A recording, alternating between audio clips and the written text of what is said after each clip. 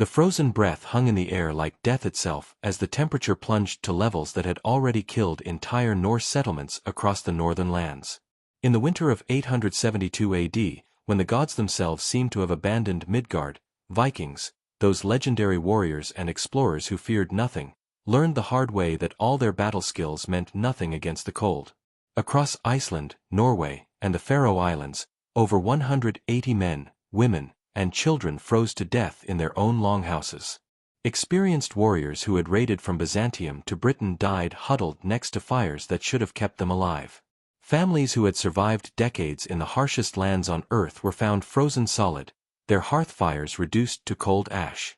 But in one ice-sealed longhouse, buried under an impossible weight of snow for 43 straight days, something different happened. When rescuers finally broke through, expecting to find another frozen corpse, they discovered a Viking sitting comfortably in a single wool tunic, reading by firelight. His hearth burned with steady, powerful heat, a fire that hadn't been touched or tended for over 6 weeks. The man was alive. Well-fed. Warm. The rescuers stood speechless, ice clinging to their beards, trying to understand what their eyes were seeing. Every law of survival they knew said this was impossible. Before we reveal the ancient Viking secret that made this miracle possible, drop a comment with where you're watching from. And if stories of lost Viking knowledge fascinate you, hit that subscribe button, because what you're about to learn changed Norse survival forever. The winter of 872 AD came like the end of the world. Norse elders called it Fimbulvetr's breath, the great winter that prophecies warned would herald Ragnarok itself. The storm struck on the first day of the wolf moon, appearing as a black wall moving across Iceland's volcanic peaks at impossible speed. The morning had been clear, almost mild. By midday, the temperature collapsed. In less than 2 hours, the air went from barely freezing to cold so intense that spit froze before hitting the ground. Then the wind came, howling like the wolves of Ragnarok, driving snow horizontally with such force that it stripped bark from trees. Einar the Black, a warrior who had survived raids from Lindisfarne to the lands of the Russ, barely made it back to his longhouse. He spent the next 3 days feeding his hearth constantly, burning through his entire winter wood supply. His wife and children huddled by the fire, wrapped in every fur they owned. On the 4th day, the wood ran out. Einar decided to make a dash to his nearest neighbor's farm, barely 200 paces away. His wife begged him not to go, but what choice did they have? He wrapped himself in furs, tied a rope around his waist anchored to the roof beam, and pushed into the white chaos. They found his body in April, 15 paces from his door. His wife and children were found inside, frozen together beside a hearth full of cold ash. This same scene played out across the Norse world. The Thorvaldsson brothers, warriors who had raided from Northumbria to the Volga, died when their smoke hole became blocked with ice. They faced an impossible choice: suffocation or freezing. They chose the cold, sitting upright with swords in hand.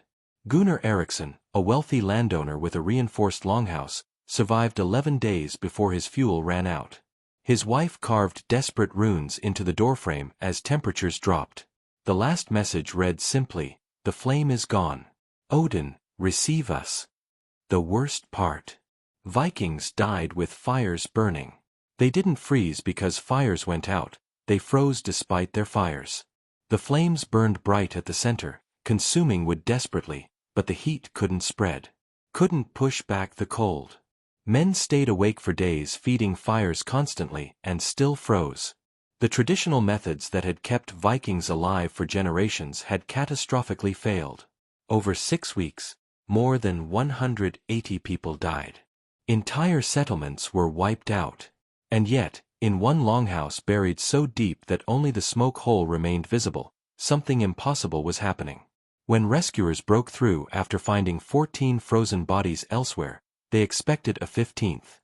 Instead, they found a man sitting at his table, carving driftwood by lamplight. The temperature inside was actually warm. His hearth burned with steady heat. A pot of melted snow steamed over the flames. The man was thin but healthy, alert, alive. "Brothers," he said, "I was wondering when someone would dig through to me." One rescuer, a man who had found his own brother frozen 3 days earlier, fell to his knees. How? The man gestured to his hearth. It looked wrong. Different. Built from iron and copper and carved soapstone and clay bricks. Tubes and chambers connected in ways that seemed unnecessarily complex. This fire, he said simply, hasn't been touched in 43 days. That was impossible. Fires needed constant feeding. That was the fundamental law every Viking learned as a child. You feed the fire, or you die. But here was proof Vikings had been wrong about something fundamental. Now hit that subscribe button, because what I'm about to tell you explains exactly how this was possible, and it's knowledge that almost disappeared from history entirely. The story starts 5 winters earlier, in 867 AD, with death and one Viking's refusal to accept that freezing was just the price of winter. 2 men were working traplines in Iceland's highlands, Halldr Sverrisson and Bjorn Hrafnsson, blood brothers who had sworn oaths deeper than family bonds. They had built their winter camp at the highest elevation any Vikings dared attempt. Their longhouse was solid. Their wood supply massive. Their hearth built correctly. They had done everything right. On the winter solstice, the temperature dropped violently. Inside, they fed their hearth constantly. The fire burned hot and bright, exactly as it should. But the warmth wouldn't spread. Ice formed on interior walls despite the roaring fire. Their water froze solid 3 paces from the flames. Bjorn started showing signs of cold death by evening, violent shivering, blue lips, slurred words. Halldr wrapped him in every fur they had and sat him directly beside the fire. It didn't matter. Halldr didn't sleep that night. He fed the fire desperately. Grab log, throw log, watch it burn. The wood pile that should have lasted a week disappeared in a single night. And still Bjorn got colder. By dawn, Bjorn had stopped shivering, the terrible sign that the body has given up fighting. Halldr prepared to make a desperate run for help, but when he turned back, he knew it was too late. Bjorn's eyes had gone distant and glassy. Bjorn Hrafnsson died at sunrise, freezing to death inside a longhouse with a roaring fire, wrapped in more furs than most Vikings owned, with his blood brother doing everything possible to save him. Something broke in Halldr that morning. Not his mind, his assumptions. He had followed every rule, every technique passed down through generations. He had done everything right.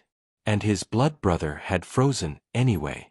After burying Bjorn on a wind-swept hillside, Halldr stayed in that cursed place and did something most Vikings would think crazy.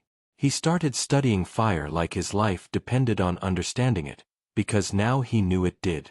Where other Vikings saw fire as simple. Feed it wood, it makes heat. Halldr began seeing a system with rules that could be understood and improved. He carved detailed marks on wooden staves, recording everything. How long different woods burned. How much heat they produced. How far that heat traveled. How quickly temperature dropped when flames got smaller. The numbers told a brutal story. A standard hearth in extreme cold consumed 8 large logs per hour just to maintain barely survivable temperatures. That meant 96 logs every 12 hours. If you slept, you needed someone else awake or you'd freeze. If you were alone, you couldn't sleep without risking death. The fire demanded constant attention, creating exhaustion that killed as many Vikings as the cold itself. And most of that heat was wasted. It rose straight up the smoke hole or got absorbed by hearthstones that conducted cold inward as efficiently as they radiated heat outward. The actual warmth keeping you alive represented maybe a quarter of the energy being burned. Halldr traveled to other settlements, studying how other Vikings heated their homes. He found the same pattern everywhere. Thorstein hadn't slept more than 2 hours at a stretch all winter. ORM had installed 2 separate hearths, doubling his work without improving temperature. Kettle had died after burning his furniture, his tools, even structural timbers in a desperate attempt to stay warm. Runes carved on his wall read, "Fire dying. Cold winds." Studying these failures, Halldr identified the fundamental problem. Traditional hearth fires worked fine in moderate conditions but failed catastrophically in extreme cold. They consumed enormous fuel while producing barely enough warmth. They required constant attention, making sleep impossible. And they had no mechanism for steady, long-duration burning. There was no middle ground. Fire was either blazing and burning through fuel at unsustainable rates, or dying and failing to produce enough heat. No way to make fire that burned steadily through the night. No way to survive extreme cold without sacrificing sleep. In summer of 868 AD, Halder traveled to Reykjavik and spent every piece of silver from an entire winter's trapping. But he didn't buy food or weapons. He bought things that made no sense: 20 pounds of copper worked into coils, iron plates cut to exact dimensions, fire-hardened clay bricks imported at tremendous cost, carved soapstone pieces, a water clock mechanism, springs, glass viewing ports. In the mead halls, trappers made him a joke. Halder's lost his mind, Einar Thorvaldsson announced. Spending good silver on fancy metalwork like he's building a ship for the gods. The most expensive commission, a custom iron fire chamber with double walls, cost more than most trappers earned in a season. The blacksmiths had never made anything like it. When they asked what it was for, Halder said simply, improved heat circulation. By the time he loaded his pack horses, he had spent nearly every piece of silver. Other trappers shook their heads at the waste. But Halder had something they didn't: knowledge bought with his blood brother's frozen corpse. He knew exactly what had to change. What Halder built over the following months would change Norse survival forever. But first, he had to prove it worked. And the Great Storm of 872 AD would provide a test more brutal than anything he could have imagined. When Halder returned to his Highland longhouse in late summer of 868 AD, he did something that would have horrified his ancestors. He tore out the central hearth, the traditional fire pit that generations of Vikings had relied on. The stones that had failed to save Bjorn were dragged outside as monuments to a method that didn't work. In its place, Halder began building something no Viking had ever attempted. The foundation came first: fire-hardened clay bricks mortared with heat-resistant clay and volcanic ash. The platform extended 4 feet square, larger than any normal hearth. Neighbors thought he was building some kind of ritual altar. They were watching the birth of a heating system that would save hundreds of Viking lives. The construction began with that expensive double-walled iron fire chamber.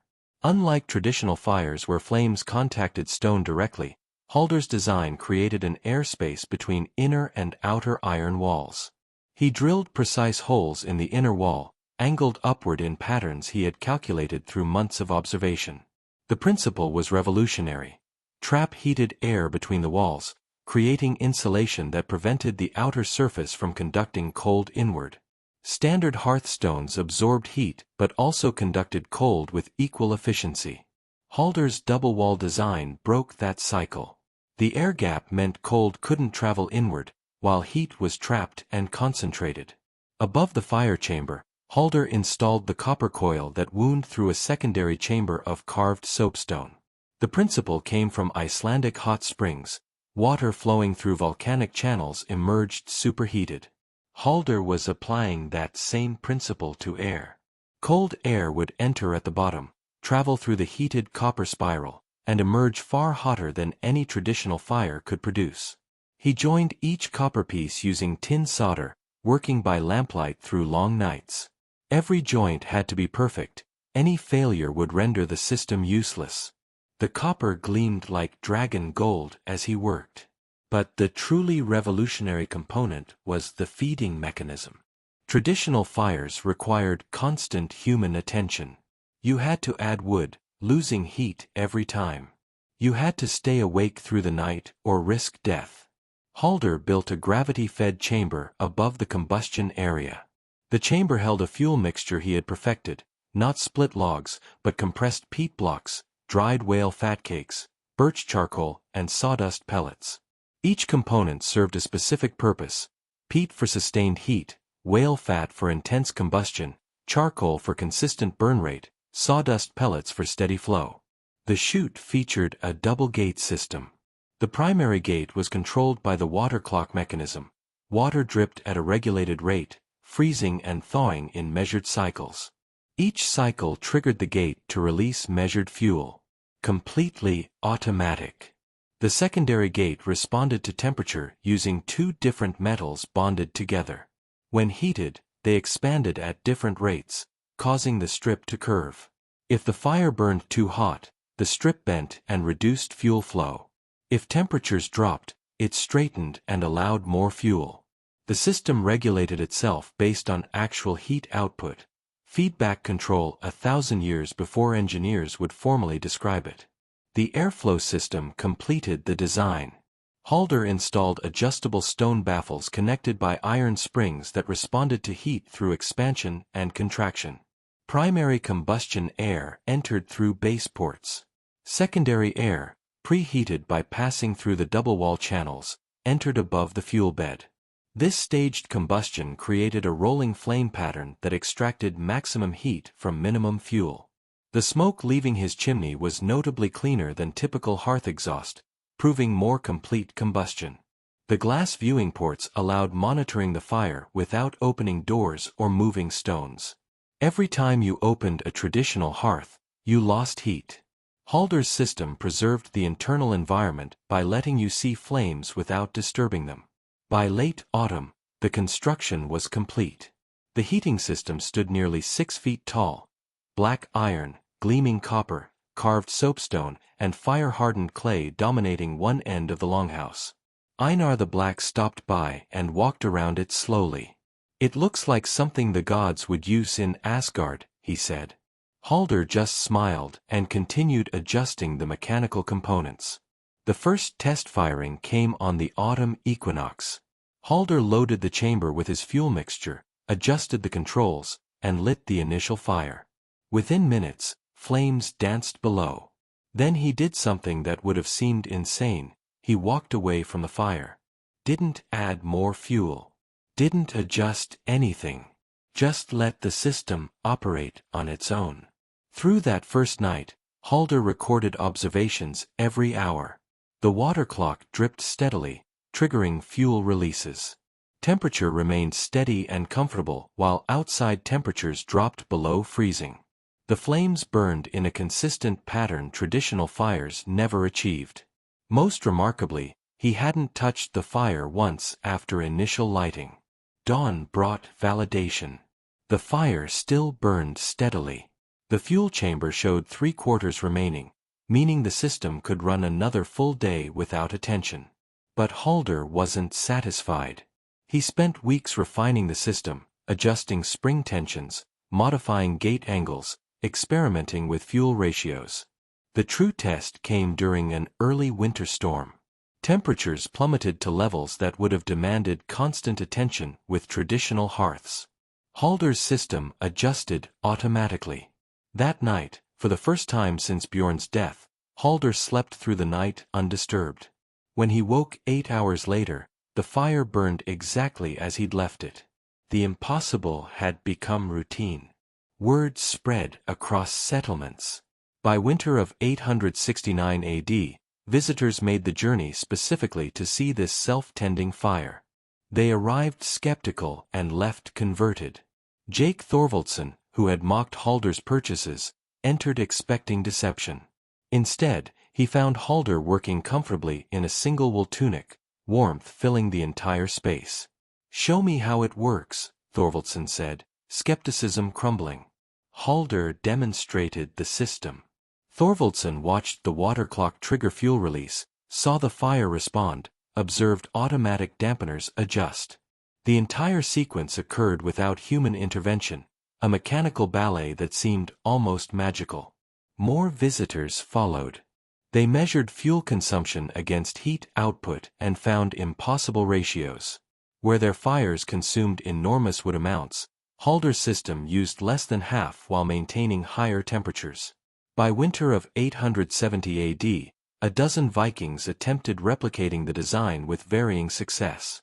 Most achieved improvement, but not perfection. Halder helped everyone who asked, providing drawings and explanations. When asked why he shared his innovation freely, he always said, "Bjorn died because our fire wasn't good enough. If this saves others, that's payment enough. The storm of 872 AD would demonstrate the life or death difference between adequate and exceptional. January 15, 872 AD began with ominous stillness. By mid-morning, air pressure had dropped dramatically. Through his window, Halder saw a wall of darkness advancing across the peaks, swallowing mountains in sequence. He had perhaps 30 minutes to prepare. Moving with practiced efficiency, Halder topped off his fuel chamber, filled every water container, and secured extra supplies. He checked his system, water clock operating smoothly, gates moving freely, copper coil undamaged. Everything was ready. The storm struck with indescribable violence. Winds exceeding 80 miles per hour drove snow horizontally. Temperature plummeted 50 degrees in 2 hours. Halder's longhouse shuddered, timbers creaking as pressure differentials tried to tear the structure apart. Snow accumulated impossibly fast, a foot per hour. Within 6 hours, drifts covered his windows. Within 12 hours, only the chimney pipe remained visible. By the second day, even that disappeared. Halder was completely entombed. Inside, his heating system continued its mechanical rhythm, oblivious to the catastrophe. Water clock dripped. Fuel fell. Flames danced. Temperature-responsive dampeners adjusted automatically. Temperature held steady while mere inches away. Conditions raged that would freeze a man in minutes. Days blended into weeks with no visual reference. The fuel chamber required refilling every 2 days, 5 minutes of work. His fuel supply, calculated for normal winter, proved more than adequate. Mechanical systems functioned flawlessly. While other Vikings fought desperate battles before freezing to death, Halder read, maintained equipment, exercised, and slept full nights without interruption. Complete burial created sensory deprivation that would drive many to madness. Halder maintained sanity through routine, checking the system at regular intervals, recording temperatures, preparing meals at scheduled times, exercising to keep strong. His records reveal acute awareness of his historic survival. One entry reads, Day 23. Heating system continues perfect operation. Estimate 8 feet of snow above roof. Temperature inside remains comfortable. Fuel reserves approximately 60%. February passed into March with no break in burial. Halder had no way of knowing the storm had ended after 8 days, that the following weeks came from accumulated snow rather than continuing precipitation. He simply maintained his routine, trusting in his system's mechanical perfection. The fire that others had mocked as over-engineered complexity had become his lifeline, burning continuously for 43 days, maintaining warmth while winter claimed lives throughout the Norse world. The rescue party that broke through on March 3 included Einar the Black, who had barely survived the storm after losing his entire family. Einar later described the moment, voice still carrying disbelief. We expected another corpse. We had found 14 already. But we found Halder alive and reading by lamplight, warm as summer inside while we were half frozen from digging. That fire was still burning like he'd just lit it, except he'd been buried 6 weeks. I have never seen anything like it. News spread faster than spring melt. Within weeks, every settlement in Iceland knew the story. Within months, it reached Norway and the Faroe Islands. Halder Sverrisson had survived the deadliest storm in Norse history using a heating system that defied everything Vikings thought they knew about fire. But Halder's response showed his character. Rather than seeking wealth or fame, he opened his longhouse to anyone wanting to learn. Through spring and summer of 872 AD, a steady stream arrived. He provided detailed explanations, shared fuel recipes, explained principles. When offered payment, he refused. Bjorn died because our fire wasn't good enough. If this saves others, that's all the payment I need. By autumn, modified versions of Halder's Eternal Fire appeared throughout Iceland. Blacksmiths in Reykjavik produced components based on his specifications. The design spread to Norway, the Faroe Islands, every Norse settlement where winters killed people. The winter of 872 to 873 AD saw dramatically reduced casualties among Vikings who had installed the new systems. Historical records document over 300 households across Iceland alone installing eternal fire systems within 2 years. The design evolved as craftsmen added improvements. Some replaced water clocks with ice formation systems. Others experimented with local fuel mixtures.